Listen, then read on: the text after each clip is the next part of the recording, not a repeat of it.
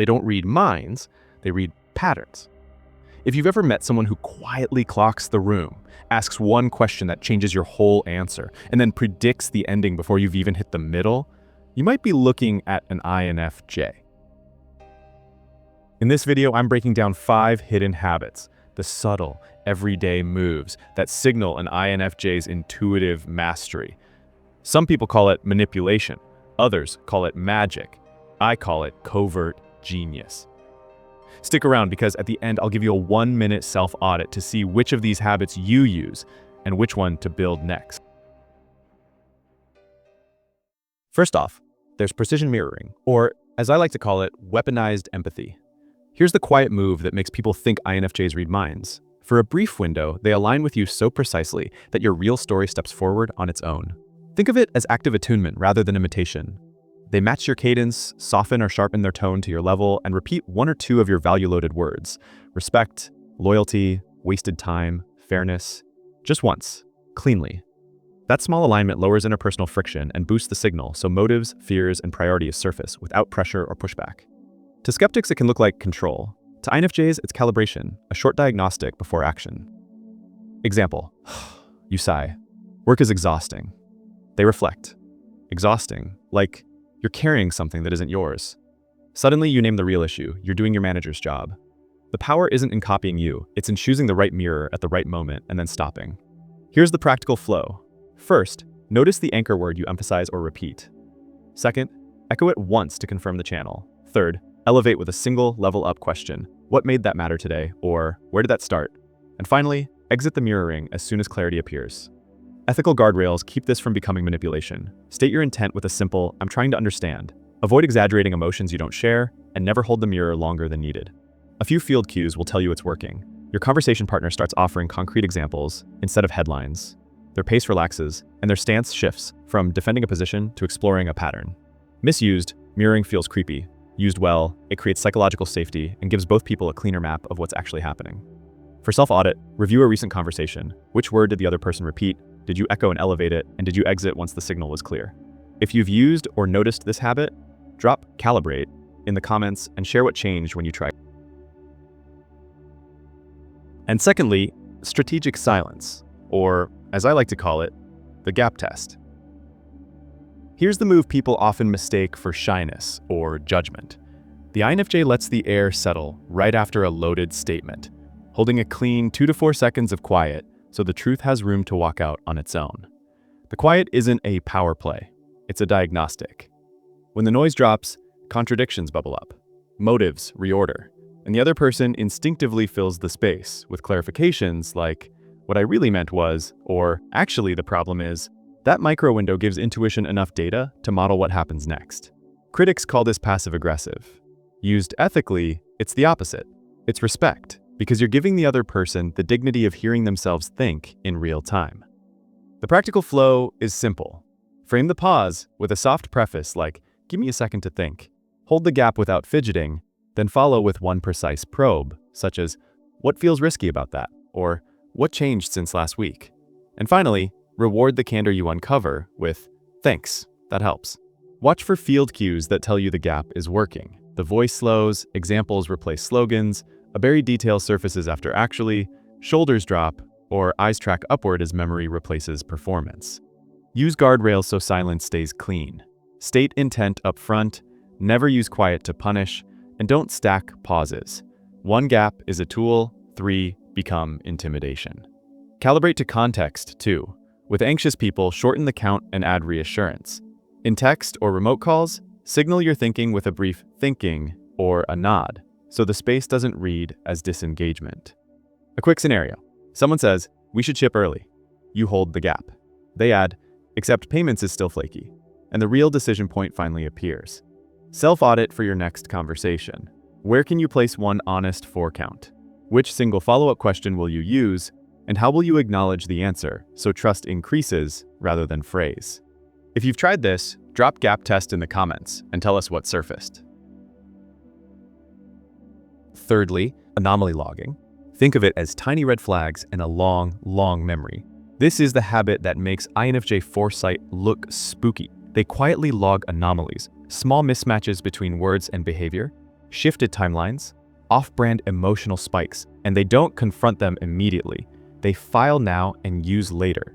It's not paranoia, it's weighting outliers because outliers carry disproportionate signal. 1 oddity is a blip, 2 is a pattern forming, 3 is a forecast. Picture someone who insists they hate drama, yet every story involves a triangle and a last-minute twist. The INFJ tags that as a recurring edge case and weeks later predicts the blow-up everyone else calls unforeseeable. In teams, the anomalies might be a deadline that keeps moving without a stated constraint, a sudden defensiveness around a specific metric, or a cheerful tone paired with resource hoarding. Small tells that add up to a likely stall or conflict. The practical flow is simple. Tag, count, forecast, test, adjust. Tag the specific mismatch with a neutral label, timeline slip plus emotional spike, count occurrences over time, 3 times in 30 days, forecast the probable outcome, expect scope creep or a trust issue, test the model with a light probe. What's the constraint we haven't named yet? Adjust based on what surfaces. Ethical guardrails matter. Log positives too so you don't build a bias, seek disconfirming evidence on purpose, verify privately before acting publicly, and never use your log as a gotcha. The goal is prevention, not prosecution. Field cues that your anomaly logging is working include conversations that move from slogans to specifics, earlier course corrections, and outcomes that feel obvious in hindsight.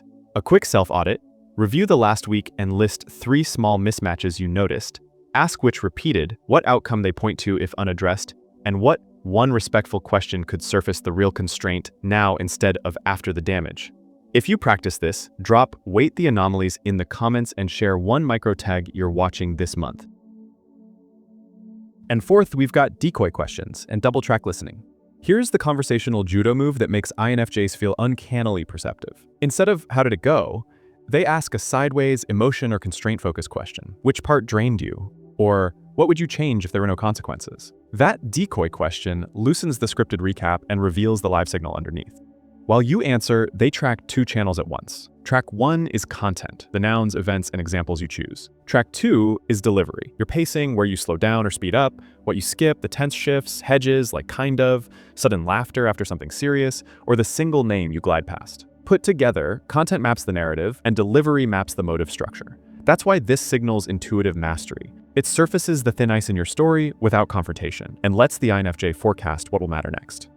Critics say it feels like an interview.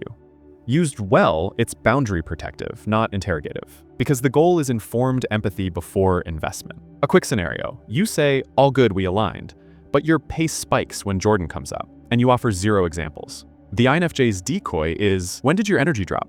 You answer, honestly, when Jordan pushed scope at the end. And now the real constraint is on the table. The practical flow is simple. Signal care with, I want to understand, not judge. Ask 1 decoy question about feelings, cost, or constraints. Reflect the omission you noticed. You skim past Jordan, skip, or unpack.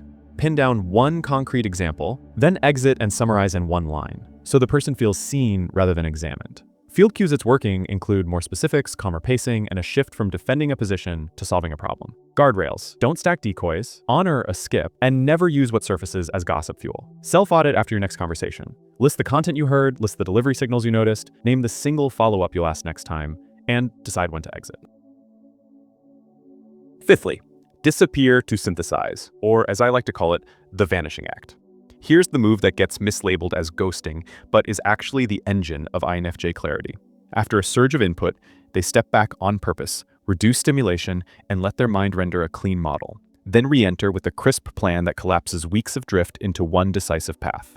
The distance isn't punishment, it's processing power. What it looks like in practice is simple and repeatable. They time-box the retreat with a clear promise, I'll circle back tomorrow with options, gather the raw signals they've been tracking, compress them into patterns, and convert those patterns into a decision tree with if-then guardrails, trade-offs, and a smallest viable next step. When they return, they lead with the map, not the monologue. Option A, if the constraint is timeline. Option B, if the constraint is quality, with a tie-break rule and a checkpoint date so momentum is protected. Team scenario. Everyone is tangled in feature debates. The INFJ vanishes for a day and comes back with a 1-pager, listing user pains, must-haves, nice-to-haves, a kill switch if 1 risk triggers, and a 2-meeting cadence to keep it honest. Suddenly, the room moves. Field cues that this is synthesis and not avoidance include shorter sentences, calmer energy, and artifacts you can hold, checklists, sketches, or a 3-step rollout, plus a contingency for when reality bites back. Ethical guardrails keep this powerful habit from becoming cold distance. State intent up front, schedule the comeback, invite challenges to the model, and never use the gap to make others anxious. If you're the INFJ type, protect the buffer by naming it and deliver a tangible output at the end. If you aren't, trust the buffer long enough to judge the quality of what comes back. Quick self-audit. What decision feels foggy right now? What inputs are noisy? How long a buffer would let the pattern emerge? And what single artifact will you deliver to prove the time was worth it? Drop render farm in the comments if you use this, and share what changed when you scheduled your comeback.